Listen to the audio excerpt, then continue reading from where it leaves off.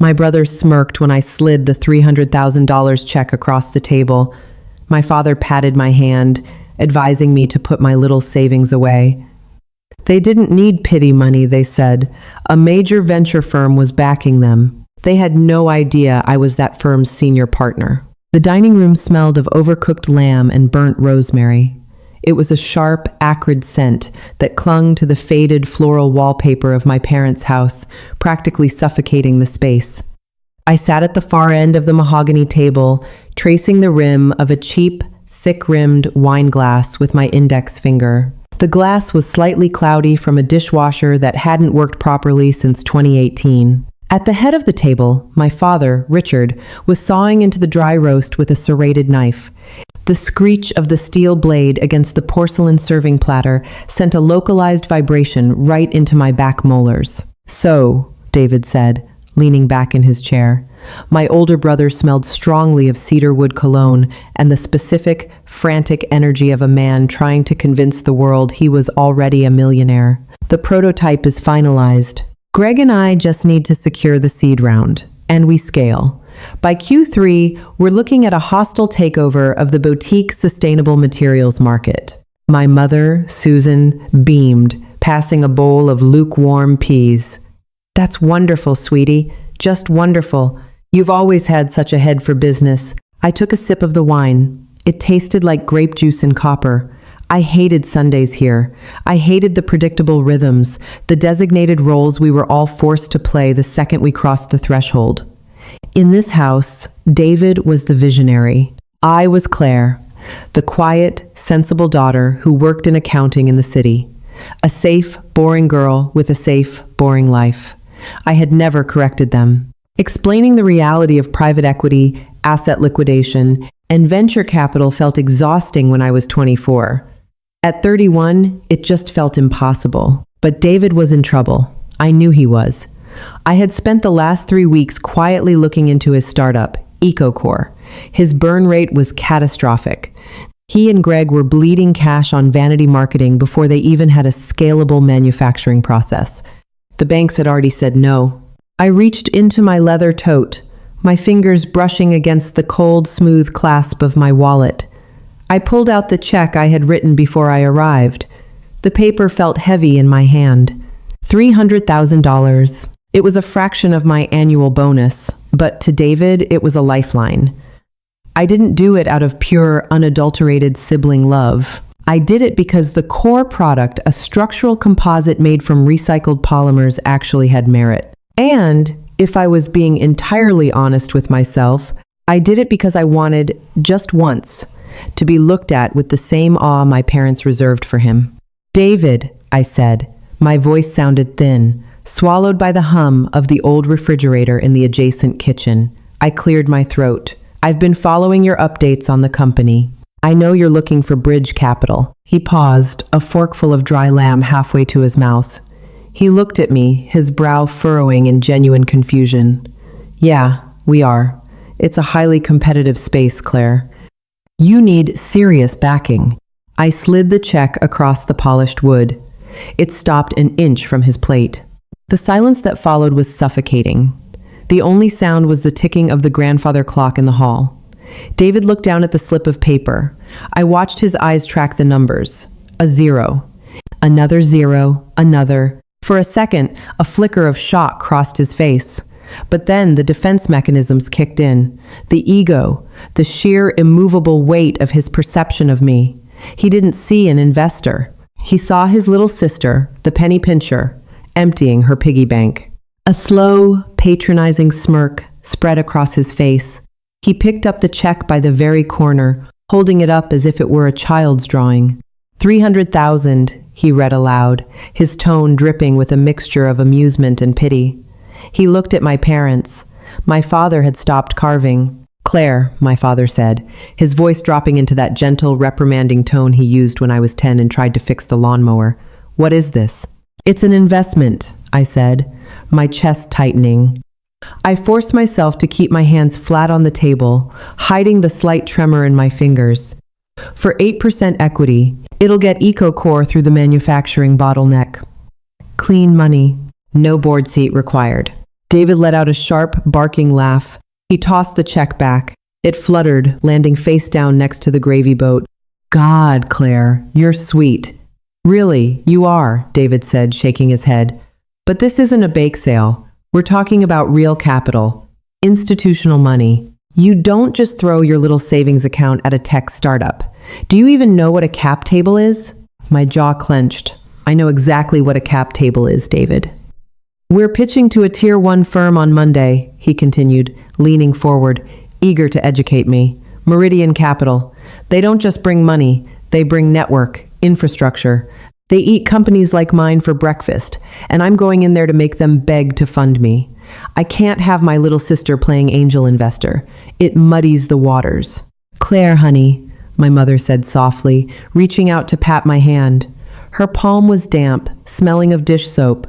Put that away. We know you live very frugally, but you shouldn't gamble your retirement on your brother's business. You work too hard at your little accounting firm. It's not all my savings, I said, the words tasting like ash in my mouth. And it's a solid offer. It's cute, David corrected, cutting me off. He picked up his fork again. But no thanks. Meridian is going to write us a check for $1.5 million. Keep your money, Claire. Buy yourself a nicer car. I stared at the back of the check. The blue ink from my pen had bled slightly through the paper. The rejection didn't feel like a clean blow. It felt like a slow, humiliating scrape. They didn't even consider the possibility that I had that kind of money to lose, let alone that I had the business acumen to offer it. Right, I whispered. I picked up the check, folded it in half, and slipped it back into my bag. The rest of the dinner passed in a blur of clinking silverware and David's loud, boastful projections. I ate nothing. The smell of the lamb made me deeply, violently nauseous.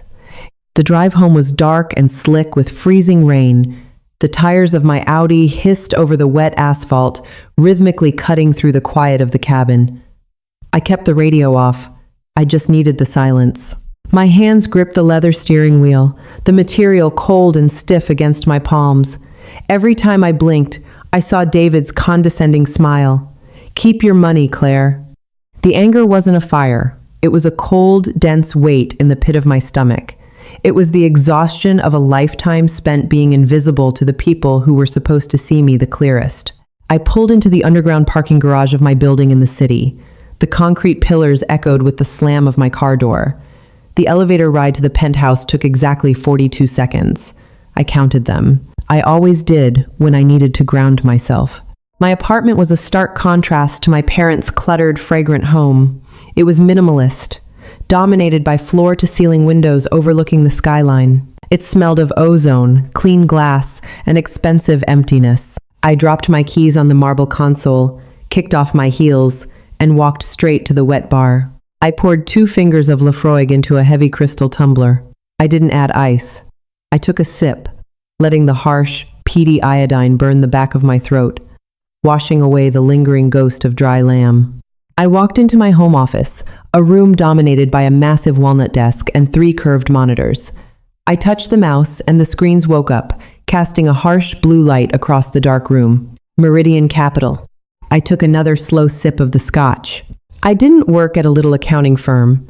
I was a senior partner at Meridian Capital. I controlled a fund of $800 million.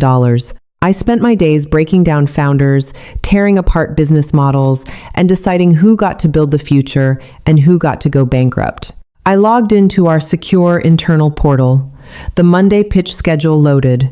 There were 3 meetings. The 10 a.m. slot was flagged for my final review. Company, EcoCore. Founders, David Miller, Gregory Hayes. Requested $1. 5M seed. Assigned partner, Claire Miller. I stared at the screen. The HR department and the junior analysts who vetted the incoming decks hadn't made the connection. Miller was common enough, and David operated out of a co-working space across the state. They had no idea they were throwing my brother into my crosshairs. I opened his pitch deck. For the next 2 hours, I didn't think about my mother's patronizing pats or my father's tired sighs. I became the machine I was paid to be. I stripped away the glossy graphics, the buzzwords, the inflated market projections. I drilled down into his financials. It was a bloodbath. The sensory details of his failure were right there in the spreadsheets. I could almost smell the desperation in his customer acquisition cost projections. He had factored in a 0% churn rate. Nobody has a 0% churn rate. He was asking for $1.5 million, but based on his burn rate, he would be out of cash in 9 months. He didn't need a seed round. He needed a miracle. I leaned back in my chair, the leather creaking in the silent apartment. My reflection stared back at me in the dark glass of the window, a woman in a wrinkled silk blouse, holding a half-empty glass of scotch, looking infinitely tired. A part of me, the soft, bruised part that still wanted to be the good sister, told me to recuse myself. I could email the managing director, cite a conflict of interest, and hand the pitch off to someone else. Let one of the other partners reject him. Let him fail quietly. But then I remembered his laugh. I remembered him holding my check by the corner like it was infected. You don't just throw your little savings account at a tech startup. I didn't recuse myself. Instead, I pulled up a blank document and started drafting my line of questioning. I typed relentlessly, the sharp clacking of my mechanical keyboard sounding like small, rhythmic gunshots in the quiet room. I prepared to dismantle his dream, not with malice, but with cold, undeniable mathematics. I felt sick to my stomach, and yet my hands didn't shake once. Monday morning tasted like spearmint toothpaste and the bitter, acidic dregs of a dark roast coffee. I arrived at the Meridian Capital offices at 7:15 a.m. The sun was barely up, casting long, bruised purple shadows across the financial district. The trading floors below were already humming, but up on the executive tier, the silence was heavy and expensive. The space was a temple of modern finance, frosted glass walls, brushed steel accents, and a temperature so meticulously controlled it felt hostile to human life. The air smelled faintly of industrial citrus cleaner, and the sharp ozone emitted by the heavy-duty laser printers warming up in the copy rooms. I sat alone in my corner office. I didn't turn on the overhead lights. I just watched the gray city wake up through the floor-to-ceiling windows. I wore a tailored, charcoal gray wool suit. The fabric was stiff, the cut so precise that it physically forced my shoulders back, dictating a posture of absolute authority. I wore no jewelry except a heavy steel watch. My hair was pulled back into a severe, immaculate twist, pulling the skin around my temples tight. I was armor-plated. I needed to be. My stomach churned, a slow, sour, rolling sensation that made me grip the edge of my mahogany desk. My hands were freezing. I hated that my body was reacting this way. I controlled a fund of $800 million. I had dismantled aggressive tech bros, seasoned hedge fund managers, and delusional billionaires without a spike in my heart rate. But the thought of David walking into this building made my throat tighten. The psychological whiplash of transitioning from the dismissed, invisible little sister to the apex predator of his industry was taking a physical toll. I pressed my icy palms flat against the warm wood of the desk and focused on my breathing. Inhale for 4, hold for 4, exhale for 4. I stripped the emotion from my brain, compartmentalizing the Sunday roast, the patronizing pats, the discarded check. I left only the math. At 9:45 a.m., a sharp rap on the frosted glass broke the silence. My assistant, Thomas, stood in the open doorway. He was 23, perpetually eager, and smelled of cheap fabric softener and fresh mints. He held a sleek silver tablet against his chest. "Miss Miller?" "The 10 a.m. pitch has arrived," Thomas said, his voice bright and professional. "EcoCore. I've put them in conference room A. Coffee, sparkling water, and the adapter cables are set up." "Thank you, Thomas," I said. I kept my voice entirely level. Give them exactly 5 minutes to settle in and plug their laptop in. Then pull up their deck on the main screen. I want it glowing before I walk in. "Yes, ma'am. Should I print physical copies for you?" "I have my own," I said, tapping the thick, black leather folio resting on my desk. "That will be all." I waited until Thomas's footsteps faded completely down the carpeted hallway. My heart was pounding a frantic, heavy, utterly unprofessional rhythm against my ribs. I closed my eyes and let the mechanical, low-frequency hum of the central air conditioning vibrate through the floorboards and up into my shoes. I took one final deep breath, letting the sterile chill fill my lungs to capacity. I picked up the folio. The leather was cold. I walked out. My heels clicked rhythmically against the hardwood perimeter of the hallway. Every step felt deliberate, a physical manifestation of the power dynamic shifting. I approached conference room A. It was our largest space, boasting a massive 20-foot slate table and panoramic windows that offered a dizzying, vertigo-inducing view of the concrete canyons below. I didn't open the door immediately. I paused outside, looking through the narrow gap between the frosted privacy bands on the glass. David and Greg were standing near the head of the table. They were both wearing new, stiff suits. The jackets pulled slightly at their shoulders, looking like they had been bought off a department store rack 48 hours ago. Greg was shifting his weight erratically from foot to foot, wiping a sheen of nervous sweat from his upper lip. David, however, was pacing. He was projecting a forced theatrical calm, puffing out his chest and using wide, sweeping hand gestures. Even through the thick soundproofing, I could hear the muffled, booming cadence of his voice. I pushed the heavy glass door open. It swung inward with a soft, pneumatic hiss, cutting off the soundproofing and letting his voice spill out clearly. "Just stick to the talking points, Greg," David was saying, aggressively adjusting his tie in the reflection of the dark television monitor. "These VC types just want to see alpha energy. They smell fear. We control the narrative. We control the room. We dictate the terms to them." "Gentlemen," I said. My voice wasn't loud. It didn't need to be.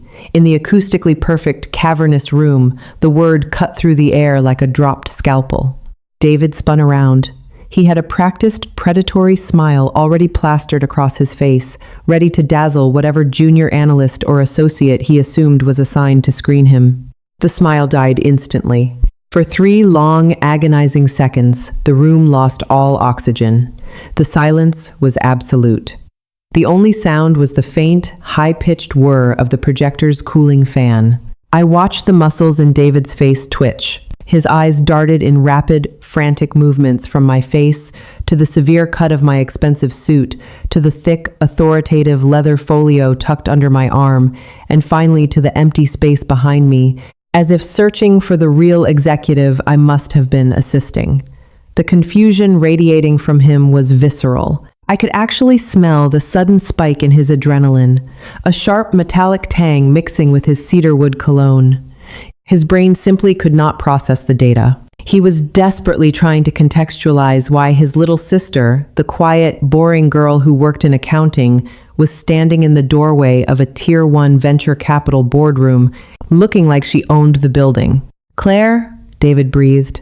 His voice cracked, stripping away the booming resonance he had just been practicing. He took a half step backward, genuinely looking like he expected building security to rush in and drag me away by the elbows. "What? What are you doing here? Did you follow me?" Greg looked back and forth between us, his face entirely pale. He swallowed audibly. "Dave, who is this?" I didn't offer a polite smile. I didn't offer a greeting. I walked slowly to the head of the massive slate table. The chair was incredibly heavy, built of steel and thick leather, but I pulled it out smoothly and sat down. The slate was freezing under my forearms. I placed my folio on the table and opened it, folding the cover back to reveal his meticulously printed pitch deck. Every single page was practically bleeding with my red ink. I looked up at him. The arrogant flush had completely drained from his cheeks. He looked gaunt, terrified, and suddenly very young. "I'm not following you, David," I said, my voice dropping to a terrifyingly calm, flat register. "I work here." You work here?" he repeated, the words stumbling over his tongue, his jaw slack. "As what? A bookkeeper?" "As the senior partner in charge of the seed fund," I said. I leaned forward, resting my weight on the cold stone, letting my eyes lock onto his and holding them there. "This is my boardroom. That is my projector. And the $1.5 million you are here to ask for, that is my money to allocate." I watched the realization hit him. It wasn't a sudden spark of understanding. It was a slow, physical collapse. The weight of his own arrogance came crashing down on his shoulders. He remembered Sunday night. He remembered picking my check up by the corner. He remembered telling me to stay out of the deep end. I lifted my right hand and gestured to the two empty chairs opposite me. "Sit down, gentlemen," I commanded, the temperature in the room dropping to absolute zero. "Your time started exactly 2 minutes ago. Tell me why I shouldn't pass on EcoCore." David swallowed hard. His Adam's apple bobbed sharply against the starched collar of his shirt. He looked at Greg, then back at me, his eyes wide and panicked, like a deer trapped in the high beams of an oncoming semi-truck. He reached for the plastic slide clicker on the table. His hand was trembling so violently that the device clattered against the slate surface before he could grip it. "Claire," David started, his voice dropping into a low, pleading register. Can we pause for a second? What is going on?" "There is no Claire in this room," I said. My voice was completely flat. "I am Miss Miller. You are here to pitch EcoCore to Meridian Capital. You have 28 minutes left. Proceed." Greg, to his credit, realized the gravity of the situation faster than my brother. He nudged David's arm, his face pale and sweating. A sour, metallic scent of nervous perspiration began to waft across the wide table, cutting through the sterile, filtered air of the boardroom. "Right," David choked out. He clicked the button. The first slide flashed onto the wall a sleek, minimalist logo with the words EcoCore, building tomorrow sustainably. "The global composite materials market is," David began, slipping into his rehearsed cadence, though his voice lacked its usual booming resonance. It sounded thin, reedy. "Skip the macro market overview," I interrupted, not looking at the screen. I kept my eyes locked on him, my pen hovering over his printed deck. "I don't need a history lesson on fiberglass. Go to slide 14. Your customer acquisition cost." David blinked, completely derailed. He clicked frantically through the presentation until a bar graph appeared. Our CAC is currently projected at $42 per unit," he stammered, pointing a laser at the screen with a shaky hand. "Based on what data?" I asked, leaning back in my chair. "Based on our initial social media marketing push and localized beta testing in the regional contractor network," David said, regaining a tiny fraction of his swagger. He leaned his knuckles on the table, trying to physically dominate the space. "We're seeing unprecedented engagement. Contractors want green materials, Miss Miller. They're begging for it." "They are begging for cheap materials," I corrected, opening my folio. "Your beta test involved giving away the product at a 70% discount. Your engagement isn't organic demand, it's opportunism. You haven't factored in the post-discount churn, which historically sits around 60% for this sector. When you adjust for realistic retention, your CAC isn't $42. It's closer to $380. Greg let out a sharp, involuntary breath. David stared at me, his jaw slack. That's an aggressive projection," David argued, his cheeks flushing an angry red. "You're assuming a worst-case scenario." "I am assuming reality," I replied, tracing a line of red ink on the page. "But let's move past the marketing. Go to your manufacturing pipeline. Slide 22. He clicked. A flowchart appeared, outlining their supply chain and extrusion process. "You're asking for 1.5 million, I stated, tapping my pen against the table.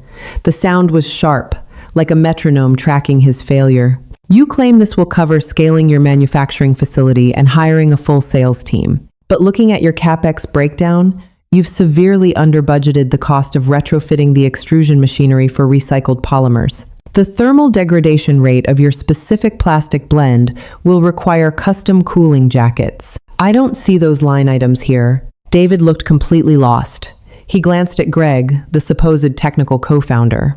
Greg was busy studying his own shoelaces, refusing to meet my eye. We have a vendor in Ohio who promised a flat rate on the retrofitting," David said defensively, though he sounded like a child making up a lie on the playground. "Did you get that in a binding contract?" I asked. David remained silent. The hum of the projector seemed to grow louder in the quiet room. "You didn't," I answered for him. "You got a verbal estimate, probably over a beer. Industrial retrofitters operate on a cost-plus basis, David." The moment they open up those machines and realize how viscous your polymer blend is, your retrofit cost will triple. Your 1.5 million won't even cover the factory floor upgrades. You'll run out of cash before you produce a single commercial pallet.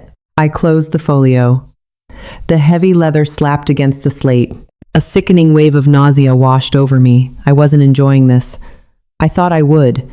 I thought tearing down his arrogance would feel like a victory, a long overdue balancing of the cosmic scales.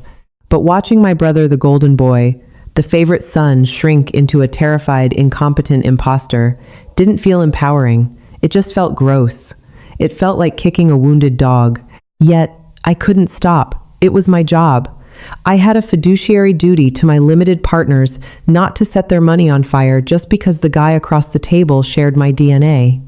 And beyond that, David needed this. He needed the brutal, unfiltered truth that our parents had shielded him from his entire life. You are currently burning $80,000 a month on office space and vanity marketing, I continued, my voice relentless. You have no scalable product. You have no binding vendor contracts. Your financial models are built on sand and wishful thinking. We just need a chance, David pleaded, his voice cracking. The professional facade was completely gone. He was leaning across the table, his hands pressed flat against the slate. Claire, please. You know how hard we've worked on this. The underlying tech is solid. Greg patented the chemical binding process. It works. We just need the runway to prove it. Don't call me Claire. He flinched as if I had struck him. This is not a family dinner, Mr. Miller, I said, leaning forward. My chest felt tight, a heavy knot of anxiety pulling at my lungs. I hated the coldness in my own voice, but I held my ground. This is a venture capital firm. We do not fund chances. We fund scalable, de-risked business models with competent leadership. You have brought me neither.